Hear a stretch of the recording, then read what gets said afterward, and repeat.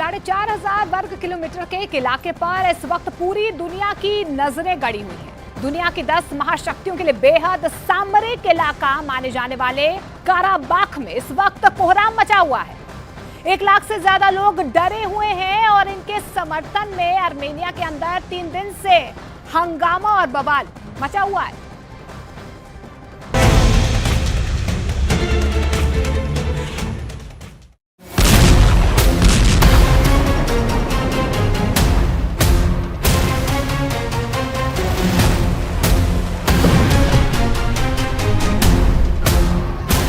गुस्से से उबलता हुआ एक देश, युद्ध लड़ने के लिए आमादा एक देश,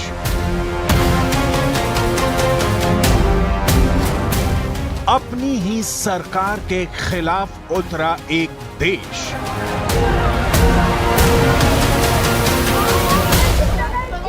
अपने ही देश के जवानों को लड़ने के लिए उकसाता एक देश,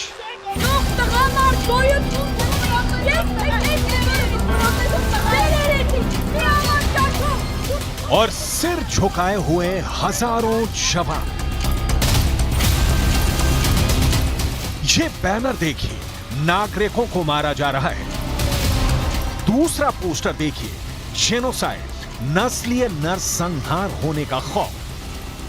Ամբողջ հանրության խնդրում ենք, ամբողջ աշխարհին մի մտածեք, ժողովուրդը զոհվում, ցեղասպանություն է կատարվում, ժողովուրդ խնդրում ենք, զուհմի օրը।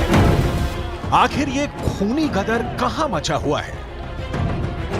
आखिर दुनिया के किस इलाके में नरसंहार रोकने की बातें की जा रही हैं? आखिर क्यों 1,20,000 लोगों की गर्दनों पर कत्लेआम का खौफ मंडरा रहा है? जिन लोगों को आप सड़कों पर उतरा हुआ देख रहे हैं, ये लोग आर्मेनिया के रहने वाले हैं। ये लोग आखिर चाहते क्या हैं और क्यों पूरी दुनिया की नजरें आर्मेनिया पर बनी हुई हैं? हम सब कुछ आपको बताने वाले हैं। शुरुआत करेंगे अजरबैजान के कारबाख इलाके से। अजरबैजान के अंदर नागोर्नो काराबाख का यह इलाका 4,500 वर्ग किलोमीटर में फैला हुआ है। अजरबैजान की सरकार के अलावा दुनिया में किसी को भी नहीं पता कि आखिर यहां पर हो क्या रहा है। अजरबैजान और आर्मेनिया के बीच चल रहे इस खौफनाक जंग की बहुत तल्ख हकीकत सामने आ चुकी है। जिस काराबाख के लिए आर्मेनिया में आंदोलन हो रहा है, वहां पर लगभग 1,20,000 लोग रहते हैं और इनमें बहुमत आर्मेनियाई नस्ल के ईसाई लोगों की है। और ईसाई बहुल इस इलाके पर कब्जा हो गया है अजरबैजान का, जो एक मुस्लिम स्टेट है।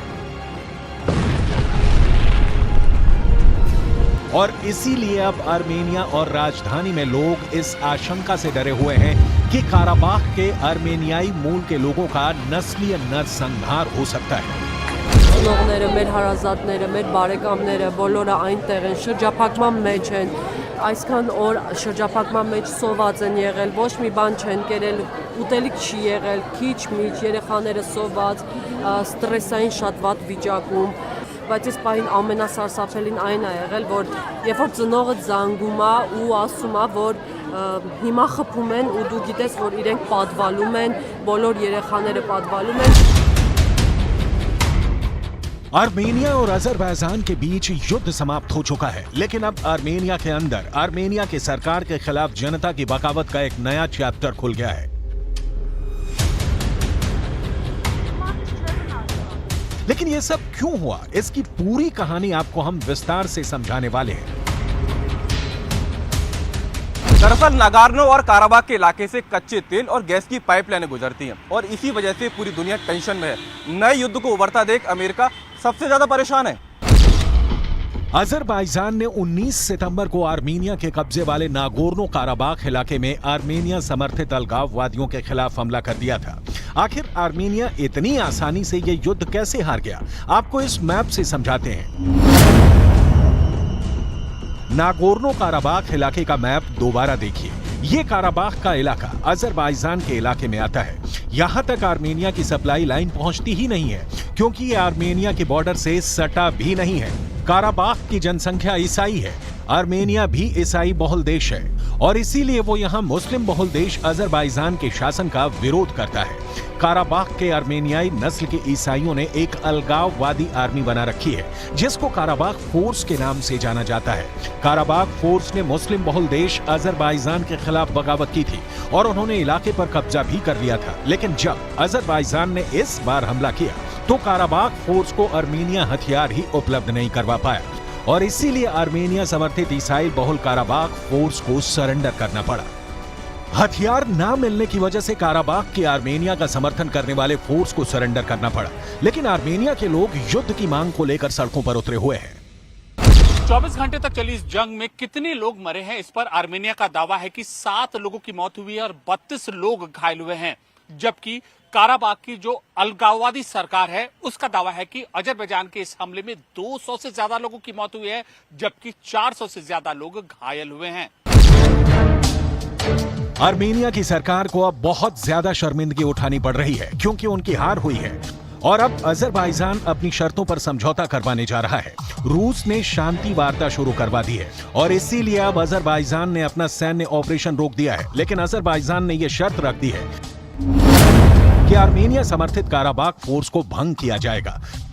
काराबाख फोर्स के सैनिकों के हथियार जब्त कर लिए जाएंगे। इसके अलावा अजरबैजान ने यह भी कहा है कि आर्मेनिया की सेना को पीछे हटना होगा। आर्मेनिया की सरकार ने दावा किया है कि उनकी सेना कभी भी काराबाख क्षेत्र में तैनाती ही नहीं थी। uğurlar əldə etmişlər.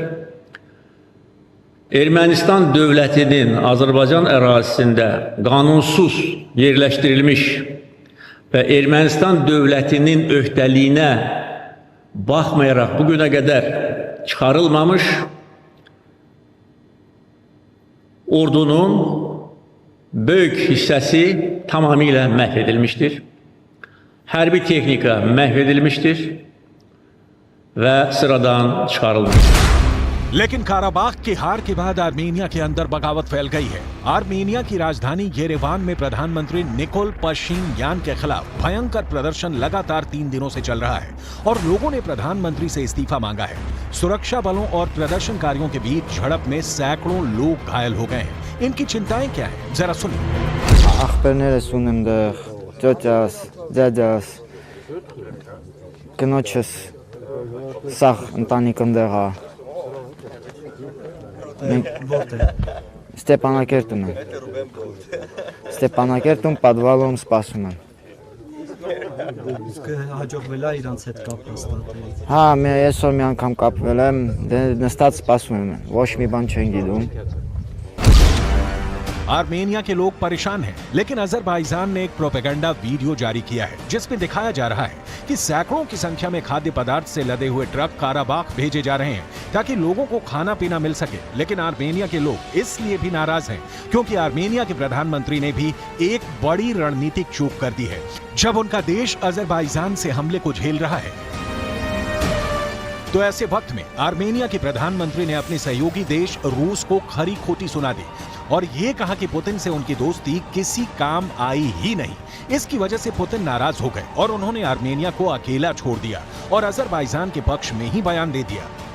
Понимаете, если Армения признала, что Нагорный Карабах это часть Азербайджана, все, ну что нам, о чем речь-то? Вот это ключевая составляющая всей проблемы. Статус Карабаха определила сама Армения. В этом же вся проблема.